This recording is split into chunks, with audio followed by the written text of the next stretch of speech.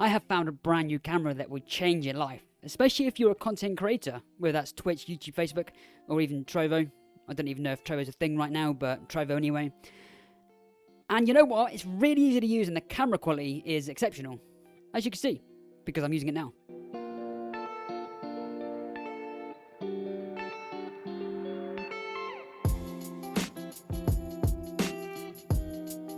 Hello everyone and welcome back to another video.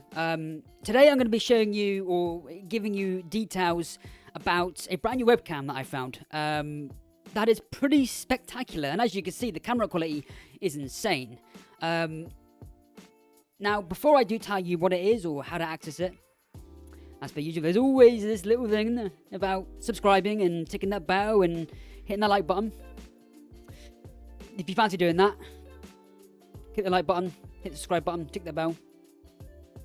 Not entirely sure if that's in the right order, but hey-ho. And if you do have any questions about this or any other video, make sure to hit me up on my Twitch channel. I do stream on Twitch every Monday, Wednesday and Friday. Link for that can be found in the description below. Go and check it out and hit the follow button if you like what you see. So, let's talk about this camera, because this camera really is spectacular, okay? And it gives you some insane camera quality for your stream or YouTube videos. I'm not entirely sure if you can use it on Zoom or Skype. If you can, let me know. I don't use Zoom or Skype, so I don't know. Never use them, actually. Let me know what you think. If it does work, just let me know. Put it in the comments below. If you do know, put it in the comments. So, yeah. This revolutionary new webcam is your phone. Your smartphone. In particular, your iPhone. You know, the thing that you can make phone calls and send messages on. Yeah, that thing there. That's what it is. Now, there's an app you can download to turn it into a webcam called EpocCam, which was acquired by Elgato last year, I believe. I'm not sure. I think it was last year. Yeah, I think it was last year. And that basically gives you ability to turn your phone into a webcam, meaning that you have much better camera quality. Now, before they brought out something new, what you used to do is you used to download a driver from the Elgato website that installed the driver on your computer, which meant that you can just plug your phone in and go. But recently they've changed that. Recently they've brought out something brand new called the Elgato Camera Hub, which allows you to have a lot more control over your camera than you did last time. Because the last time, if you wanted to do a few things in your camera, you had to do it on the phone while it was on, which was a nightmare, which means you had to do it all before you went live and then put it on there, and there was all sorts of problems with it. That's all gone. That's not a thing in the past. They've now brought in something awesome. Now, Elgato Camera Hub gives you the ability to change the saturation, the brightness, the contrast. I'm looking at it right now. You can zoom in and out. You can change what lens that you use. You can change the blip rate. You can have the lens. You can apply AR lenses, which is actually rather cool. I'm going to show you them in a minute. But first, let's jump over to Elgato Camera Hub to show you what it is, show you what it does, and show you what you can do. So this is the Elgato Camera Hub. And like I said, it gives you a lot more flexibility to control your camera than you did the last time. And you've got loads of options. So let me walk you through some of these options. We're going to start with device. Now the input, that's pretty much what it is. You can choose what device you use. Now this works on all iPhones and all iPads, but of course the newer the iPhone you got, the better camera it's going to be. I've got an iPhone 12 that I'm filming this off right now, which is pretty decent. As you can see, the camera quality is also pretty decent. And if you're looking at the miniature camera there, well, that's my crappy £40 webcam that you can clearly see the difference on. And I am going to be doing showing you both side by side in a bit, so you can see the camera quality and you can tell the difference. The difference really is spectacular, by the way. So let's walk you through some of this stuff. You've got the input, you've got the lens. Now the lens is pretty cool. You can choose from the front lens and the two back ones. Now the iPhone 12 that I've got has got two back lenses. It's got a ×1 zoom and a ×0.5 zoom. So let's show you then. This is a ×1 zoom, and if I go down to 0.5 zoom, that's what it gives you. It's pretty much a wide angle. Pretty wide, as you can see. Pretty wide. Now this is pretty cool. Now if you are into your wide angles, you can definitely use this for your stream. I'm not really into it, which is why I keep mine at ×1 zoom. ×1 zoom. I just prefer that. Again, this is all personal preference. You can set this as exactly how you like it to be.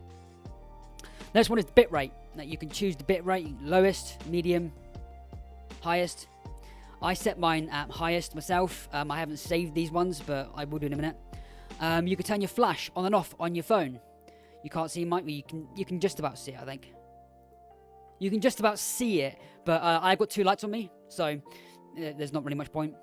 Next one is the zoom, which you can choose the zoom or field of view, and you can zoom it right the way in, if it lets me do it. There we go.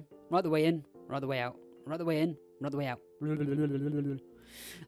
Which I think is pretty cool. And that, like I said, it means that you can zoom it in, you can do what you want, you can make it truly unique, and you can make it fit to your stream or YouTube video or whatever it is that you're making. This one is the picture, where you can change the brightness, the contrast, or saturation, which means you can alter it however you like. So, for instance, if you fire it up and it just looks a little bit, I don't know, dark, you can take it up to really bright and down like that. Which means you can alter it, which means you really can make it perfect. You can make it look perfect. I don't really bother with these.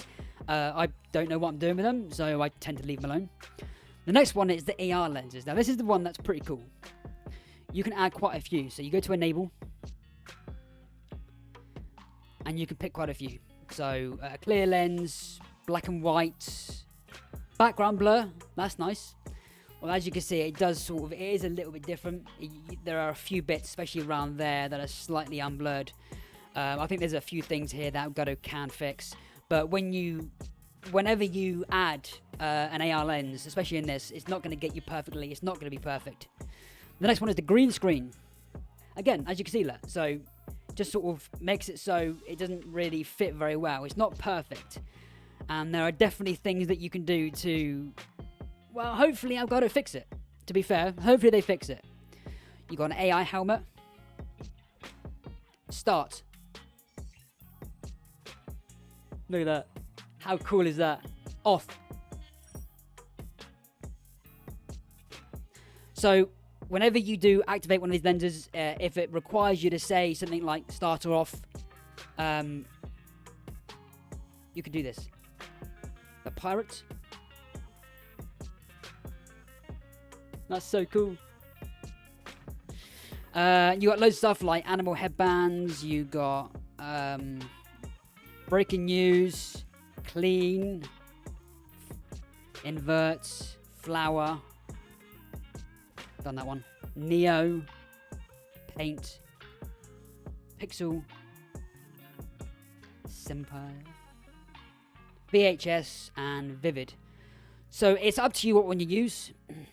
I decided to have this set disabled because I never actually use it. And that's pretty cool. That gives you the ability to really customize your camera and really make it quite cool. The next one we're going to look at is something that I can't do because I do not have an RTX graphics card. I'm running a 1660 Super, for Christ's sake. And that's the effects. Now, of course, I can't use this, as you can see. GPU does not support effects. NVIDIA GeForce RTX 20XX series graphics card or better is required. If you have that kind of graphics card and you want to use this, it means that you can use the effects, which I think is pretty cool. I can't use them. I can't use them. So this is clearly up to you. You can really customize this. You can really make it yours. You can adjust it. You can make it look perfect.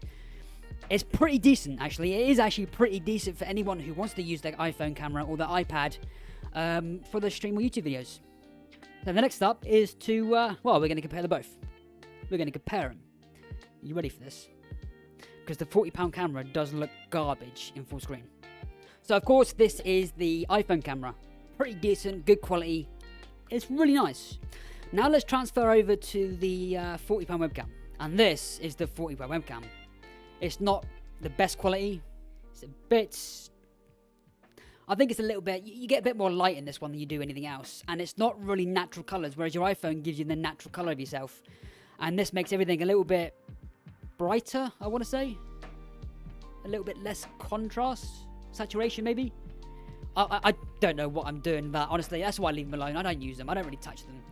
But this is the iPhone camera. This is the webcam. This is the £40 webcam, not the iPhone. This is the £40 webcam camera that you're looking at now. I don't know why I've said that like so fast. This is the £40 webcam that you're looking at right now. That's better. But yeah, it's not decent. It's not. I mean, for £40, I would say it's decent enough for £40. You know, you're not really expecting fantastic quality for £40, are you? Let's be fair. Let's face it. It's 40 quid. Not the best at all. Now let's see them side by side so you can really see the difference between them. So now you can see both cameras side by side. You can see what I'm talking about. Okay, the iPhone camera, which is this one here, the one on the right, left, right. Your right. So on your right, the camera on your right is the iPhone camera. You could probably definitely see this anyway. Yeah, the one on the right, on your right, is the iPhone camera. As you can see, it's a lot more natural, and you get a lot more color in it, and it just gives you your natural color. Whereas one on your left, which is the £40 webcam, is pretty crap, to be fair. It's very light. The light really does pick up on this side of your face. My window's open over there, so it really does pick up. Whereas the iPhone camera doesn't pick it up as much, and it just gives you that natural light that you're looking for, the natural skin tone of your skin, obviously, really picks up, and it just makes it look a lot nicer. As you can see, I'm not very good at reviewing webcams, but give me a break. I mean, this is my first one. I haven't done this before. Brand new to me. But if you're going to scale down the 41 webcam, it does look pretty decent. Like this. Now, again, it still looks a little bit bright, still looks a little bit, you know, like I said, you can still see the brightness on this side of the face. But it's pretty decent, especially for your streams. But usually I do this with that closed and just that on me, so it does look pretty decent. No, it doesn't look pretty decent, but it looks. Look, let's be fair about it, right? What are you expecting for £40?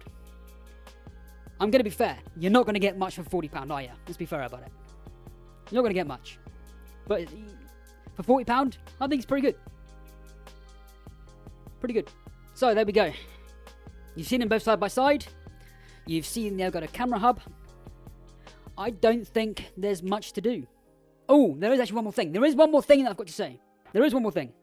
And let me just tell you that bit quick. When you've got the desired settings that you'd like for your phone on the camera hub, what you can do is you can press this blue button up here that says save. And it saves the settings that you've got, which means that you don't have to constantly fine-tune it every time you open it up. It should save it. Now, I'm not guaranteeing this works because I haven't tried it yet. But the save button's obviously there for a reason.